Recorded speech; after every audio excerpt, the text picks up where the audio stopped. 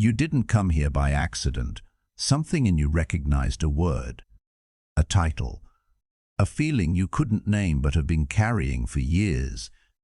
Here's what that feeling actually is. It's the weight of a man who knows he is built for more, but keeps choosing less. Not because he lacks intelligence, not because life hasn't given him opportunities, but because somewhere along the way he learned to flinch, to hesitate before the hard thing, to reach for comfort the moment things got heavy, to scroll when he should be forging, to numb when he should be feeling. And the worst part? The world didn't just allow that, it was designed that way. But 2,000 years ago, before smartphones, before dopamine loops, before the entire architecture of modern distraction, a Roman emperor sat down in a cold military tent on the edge of a crumbling empire and wrote himself a warning, not for history, not for glory, for survival. What he wrote became the most brutal, most honest self-improvement manual ever put to paper, and today we're going to use it to rebuild you. Stay through all 8 laws, because the one you skip might be the exact one you need when everything falls apart. Let me describe your average day. You wake up and before your feet hit the floor, your phone is already in your hand. Within 30 seconds, you are consuming someone else's highlight reel. Someone younger, richer, better looking, further along. And without even choosing it, you've already started the morning behind. By noon, you've reacted to 12 emails, absorbed 3 pieces of news that made your blood pressure rise, and eaten something convenient instead of something intentional. By evening, you're exhausted, but not from doing hard things, from surviving the noise. And that exhaustion, that low-grade chronic sense of depletion, that is not a personal failure. That is what happens when a man built for difficulty chooses, day after day, to stand in the shallow end. The Stoics had a name for this. They called it living against your nature. A sword left in its sheath rusts. A mind given only comfort atrophies. You are not weak because you were made weak. You are soft because the world has spent years rewarding your softness. That ends today. Law 1. Master your inner climate. Marcus Aurelius governed millions. He commanded armies. He outlived enemies, watched allies betray him, buried 2 of his children, and held Rome together through a plague that killed 5 million people. And through all of it, no one, not one historian, not one enemy, recorded a single public breakdown. Not because he didn't feel things, but because he understood the single most important truth in human psychology. You have power over your mind, not outside events. Realize this and you will find strength. Your emotions are not you. They are weather passing through you. The man who has no inner discipline is a leaf in the wind. Every argument moves him. Every slight redirects him. Every piece of bad news reshapes his entire day. The Stoic doesn't suppress emotion. He observes it. He names it. He decides, with intention, what to do with it. You can be furious without detonating. You can grieve without collapsing. You can feel the fear and walk directly into it. That is not coldness. That is dominion over the one territory that has always, only, ever been yours. Your mind is a citadel. Stop leaving the gates open. Law 2. Choose your suffering. Epictetus was born a slave, literally owned. His master once broke his leg, deliberately, while Epictetus sat quietly and said, "That is going to break." And when it did, he simply said, "I told you so." That is not a story about a man who didn't feel pain. That is a story about a man who had already decided pain would not make decisions for him. Seek not that the things which happen should happen as you wish. Wish the things which happen to be as they are, and you will have a tranquil flow of life. Here is the brutal truth most men avoid. The suffering you don't choose will choose you. And when it arrives uninvited, untrained, unprepared, men collapse under it. The Stoic deliberately practices discomfort. He takes the cold shower. He skips the meal. He runs the mile he doesn't need to run. He does these things not as punishment, but as vaccination, because a man who has practiced hardship in small doses doesn't shatter when real hardship arrives. Your comfort zone is not safety. It's a slow-acting poison. Choose the hard thing today, voluntarily, so when life forces your hand, and it will, you already know you can hold. Law 3. Stop fighting what you cannot move. There is a line. On one side of it, everything within your power. On the other, everything that is not.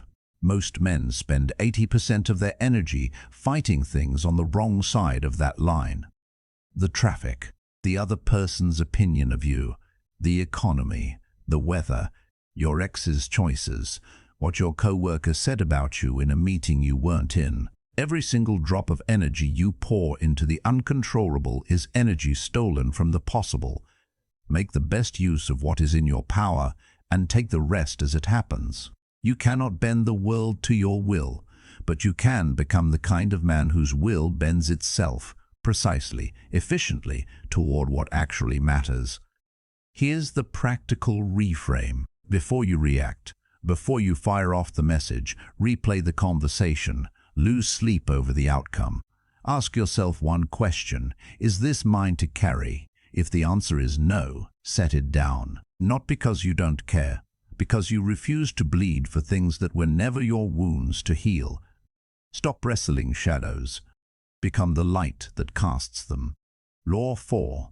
Burn your excuses. In 161 AD, Marcus Aurelius became emperor of Rome, not because he wanted power, but because duty demanded it.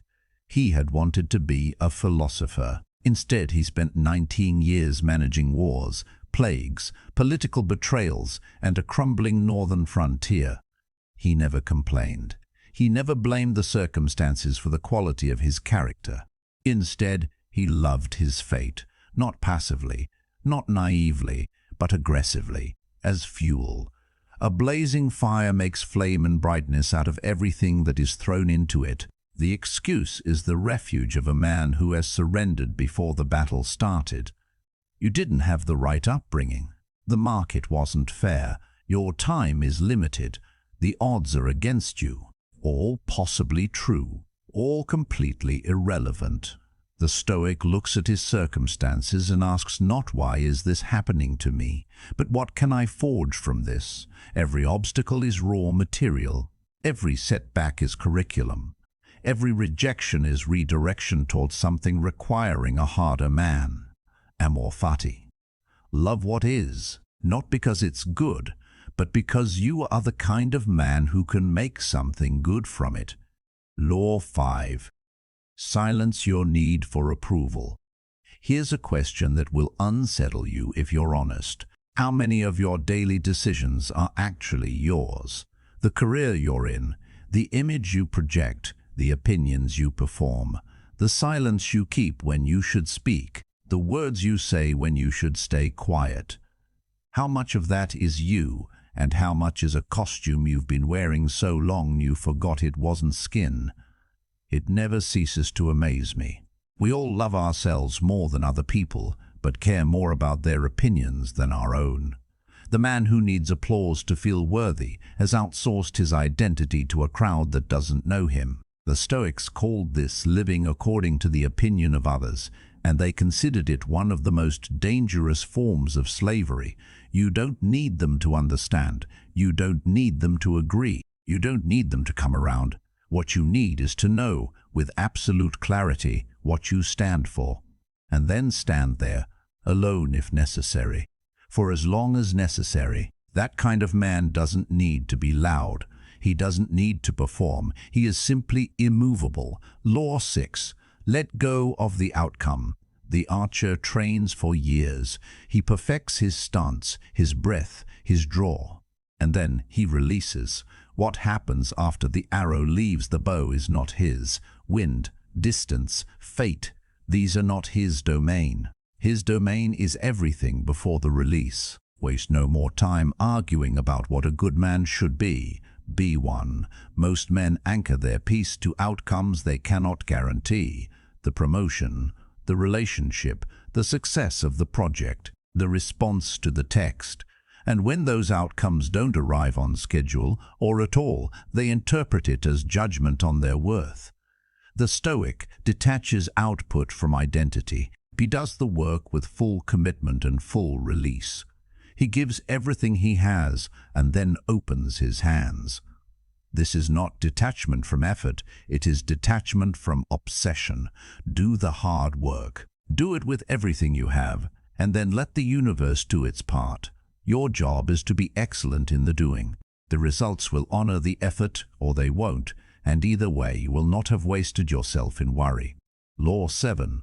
Remember that you will die. This is the law most men skip, the one that makes them uncomfortable. The one that, if you absorb it fully, changes everything that comes after. You are going to die, not as a threat, as a fact the Stoics didn't run from. They ran toward it. They placed it at the center of every single day as a reminder of what this moment is actually worth. Think of yourself as dead. You have lived your life. Now take what's left and live it properly. Memento mori is not morbid. It is clarifying. When you genuinely sit with the fact that this day will not return, that this version of your life has an expiration stamp somewhere on it that you cannot read, the trivial stuff evaporates. The grudges you've been carrying for years, do they matter at the end? The version of yourself you've been postponing until conditions are perfect. When exactly does that start? The conversation you keep avoiding, the work you keep delaying, the life you keep deferring. The Stoic doesn't use death as a reason to despair. He uses it as a deadline, not someday, now. Every morning Marcus Aurelius asked himself, if I knew this was the last day I would be capable of something great, what would I do? Ask yourself that question right now. Then go do it. Law 8. Become the man difficulty built. There is a version of you that exists on the far side of every hard thing you've been avoiding.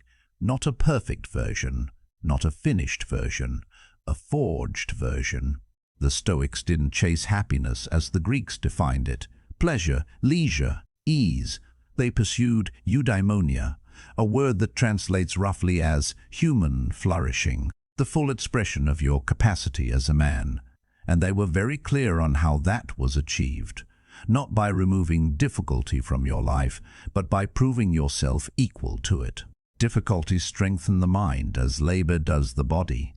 The man you want to become is assembled from the moments you didn't quit, from the morning you got up when nothing in you wanted to, from the conversation you had when silence would have been easier, from the decision you made when you chose integrity over convenience. That man doesn't announce himself. He doesn't need to. He simply walks into a room and the room adjusts. You build that man one hard choice at a time, one day of discipline stacked on another, one refusal to flinch again and again and again, until flinching is no longer in your vocabulary. Law 8 isn't a law, it's the destination all the other laws are pointing toward. Become the man. Difficulty built. Let me leave you with this. Marcus Aurelius had everything a man could want: power, wealth, legacy, the entire Roman world beneath his feet. And every single morning he sat alone and reminded himself, you are fragile, you will fail. The people you love will be taken from you.